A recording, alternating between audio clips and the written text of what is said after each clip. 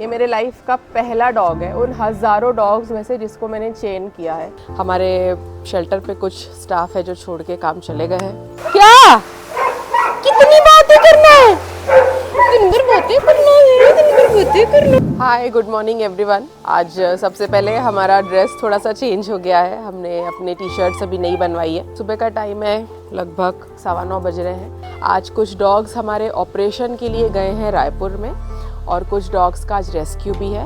हमारे शेल्टर पे कुछ स्टाफ है जो छोड़ के काम चले गए हैं और 1-2 पुराने वापस आने वाले हैं और बहुत सारी वर्किंग चल रही है जिससे मैं आपको बताते चलूँगी।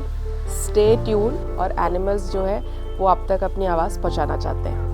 हर दिन हमारे शेल्टर में एक हसल है क्योंकि एक ही ये जगह है जहाँ पर कई एनिमल्स रेस्क्यू होकर आते हैं और हमें बहुत जिम्मेदारी से उनका इलाज और उनकी देखभाल भी करनी पड़ती है। बहुत सारे डॉग्स तो नियर टू डेथ सिचुएशन में शेल्टर पहुँचते हैं, पर एक उम्मीद हमें होती है कि अगर इन्हें सही ट्रीटमेंट सही समय पर मिल गया तो शायद इनकी जान बच जाए। कई एनिमल्स रिकवरी के पीरियड में शेल्टर पर एडमिटेड होते हैं। दिन भर स्टाफ और अलग अलग शेल्टर के वर्किंग डिपार्टमेंट के साथ कोऑर्डिनेशन में ही चले जाता है।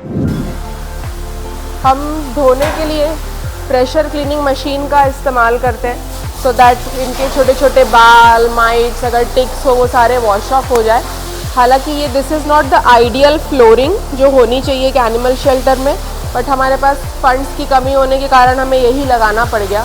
तो अभी डीप क्लीनिंग करेंगे जिसमें मैट्स वॉश होती है, कुत्तों के बैठने की जो खटिया हमने बनाई है ये वॉश होती है। ये पूरा ड्राई अप हो जाएगा, फिर इसे चादरें बिछाएंगे and they all will come और यहाँ पर वो फिर रेस्ट करते हैं दिन भर के लिए।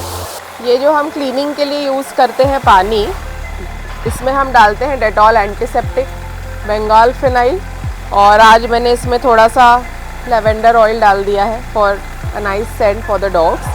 अभी सभी रूम में क्लीनिंग चल रही है। रात में डॉग्स अलग रूम में रहते हैं और दिन में अलग। तो दिन के लिए ऑलरेडी क्लीन हो चुका है, सारे मैट्स बिछ गए हैं, कूलर्स लग गए हैं और यहाँ पे जो हमारे डॉग्स होते हैं अब उनको हम बाहर निकालेंगे और अंदर करने के पहले, क्योंकि ये पैरालाइज्ड है, इनको पीछे से क्लीन करेंगे, सुसु पॉटी सब करा के बैंडेजेस चेंज करेंगे और दिन भर वो यहाँ पर रहेंगे।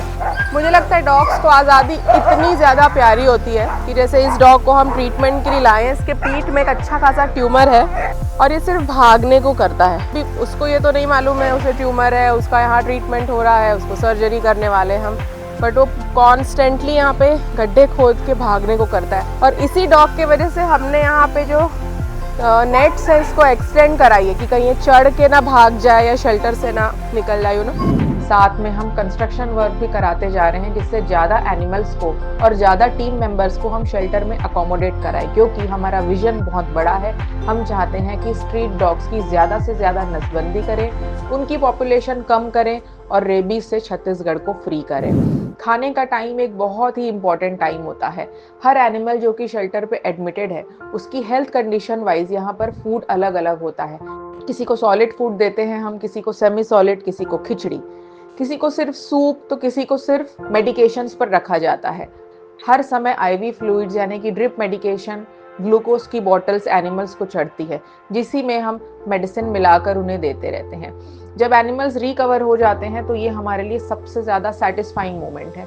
फिर भी कई डॉग्स ऐसे आते हैं जो शेल्टर में आने के बाद सर्वाइव नहीं कर पाते, या तो वो बहुत देरी से हमारे पास पहुंचे हैं या फिर उनको कैंसर या दूसरे ऐसे रोग हैं जो ठीक करने लायक होते ही नहीं है। इनका हम सिस्टमैटिक अपने शेल्टर में ब्यूरियल भी करवाते हैं। स्टाफ के इश्यूज, एनिमल की हेल्पलाइन में करते लोगों से दिन भर बातें, लगभग 250 से 300 कॉल्स डेली के, शेल्टर में आने वाले बहुत सारे विजिटर्स, इसमें हमारा दिन पूरी की पूरी तरह ऑक्यूपाइड हो जाता है। ये कोला है और अब इसको शेल्टर में मेरे साथ रहते हुए लगभग 9 साल हो गए हैं। 9 साल पहले रेस्क्यू किया था। ये एक पेट डॉग था जिसको किसी ने अबैंडन कर दिया, रोड में एक्सीडेंट हो गया, फिर पैरालिसिस हो गया। तो कोला की जर्नी इतनी बढ़िया रही है। वो शेल्टर में ये एक लौता डॉग है, सिर्फ सामने के 2 हाथ है इसके, पीछे के पैर नहीं है। ये कहीं भी चढ़ जाता है, कितनी भी सीढ़ियाँ चढ़ जाता है, और अब इतना बूढ़ा हो गया है कि अब हम इसको अंदर रखने लगे। सो एनिमल्स ऑलवेज अमेज अस, और इसको हमेशा इचिंग होती है। बस इसको हाथ आप लगा दो, ऐसा ऐसा करना चालू कर देगा।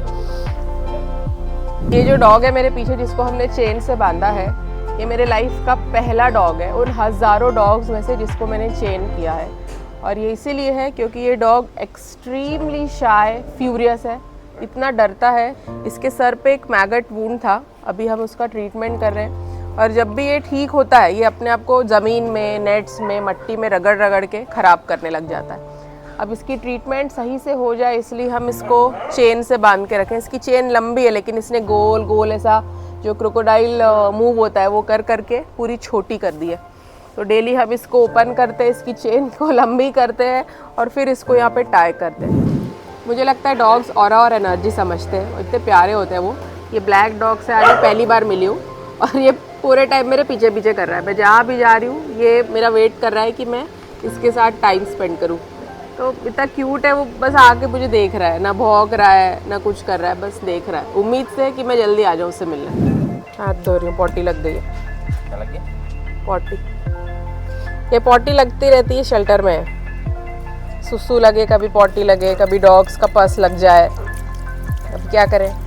मदद हमें काफ़ी कम मिलती है, इसलिए हम लोगों से उम्मीद करते हैं कि वो इस तरह के शेल्टर को चलते रहने के लिए ज़्यादा से ज़्यादा डोनेशंस करें, अपने एरिया के एनिमल्स का स्टरलाइजेशन करें, गर्मियों में उनके लिए पानी के सकोरे रखें, खाने का अरेंजमेंट करें, क्योंकि थोड़ी सी इंसानियत ही तो ये मांगते हैं।